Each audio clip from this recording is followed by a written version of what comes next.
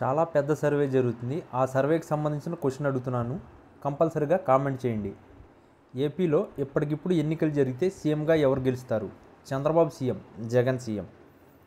చంద్రబాబు సర్కార్పై ప్రభుత్వం, ఉపాధ్యాయులు విరుచుకుపడుతున్నారు. కేవలం 5 ఏళ్ల సర్వీస్ ఉన్నోళ్ళు తప్ప మిగిలిన ఉపాధ్యాయులంతా 2 ఏళ్లలో టెట్ పాస్ కావాలనే నిబంధనపై రాగిలిపోతున్నారు. ఇదేమంటే సుప్రీంకోర్టు ఆదేశాలంటూ తమ మెడలపై టెట్ కత్తి వేలాడదీస్తున్నారని ఉపాధ్యాయులు ఆగ్రహం వ్యక్తం చేస్తున్నారు. అందుకే చంద్రబాబు సర్కార్ జీవో నెంబర్ 36 జారీ చేసిందని ఉపాధ్యాయులు గుర్తు చేస్తున్నారు. ఒకవైపు 2010కి పూర్వం ఉపాధ్యాయులుగా ఎంపికైన వారు సైతం టెట్ రాయాలన్న నిబంధనపై ఆగ్రహంగా ఉన్నారని, తగిన చర్యలు తీసుకోవాలని విద్యా ఐటీ శాఖ మంత్రి నారా లోకేష్ టీడీపీ ఎమ్మెల్యే వినతిపత్రం ఇచ్చారు. ఈ సందర్భంగా ఏపీ తరపున రివ్యూ పిటిషన్ వేస్తామన్న మంత్రి నారా లోకేష్ నిర్ణయంపై ఉపాధ్యాయులు మండిపడుతున్నారు. నిజంగా చంద్రబాబు సర్కార్కు ఉపాధ్యాయుల విషయంలో చిత్తశుద్ధి ఉంటే రివ్యూ పిటిషన్ వేయొద్దని జీవో నెంబర్ 36ను వెనక్కి తీసుకోవాలని డిమాండ్ చేస్తున్నారు. అలాగే టీడీపీ మద్దతుతోనే కేంద్రంలో మోడీ సర్కార్ ఏర్పడిందని, చట్ట సవరణ బిల్లును టీడీపీ ప్రవేశపెడితేనే వద్దని వాళ్ళెవరూ లేరని ఉపాధ్యాయులు అంటున్నారు. ఇవన్నీ తెలిసి కూడా సుప్రీంకోర్టులో రివ్యూ పిటిషన్ పేరుతో డ్రామాలాడుతున్నారని ఉపాధ్యాయులు విరుచుకుపడుతున్నారు. ఒకవైపు ఉపాధ్యాయులు అర్హత పరీక్ష రాసేందుకు జీవో ఇచ్చినా మరోసారి రివ్యూ పిటిషన్ లాంటి కాకమ్మ కథలు ఎవరికి చెబుతున్నారని ఉపాధ్యాయులు నిలదీస్తున్నారు. నవంబర్ 23వ తేదీన వరకు దరఖాస్తు చేసుకోవాలనే